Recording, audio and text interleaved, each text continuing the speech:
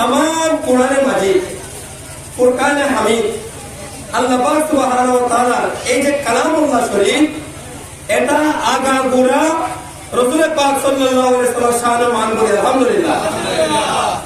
যখন যেখানে হুজুরের যে হাজত হয়েছে, যে প্রয়োজন দেখা দিয়েছে, হুজুরের কোন জায়গায় মন খারাপ হয়েছে, হুজুর কোন জায়গায় নসিহত করতেছেন, সাহাবায়ে কেরাম কিছু জিজ্ঞেস করেছে, আল্লাহ পাক সুবহানাহু ওয়া তাআলা সাথে সাথে আসমান থেকে কোরআন নাযিল করেছেন বলে আলহামদুলিল্লাহ।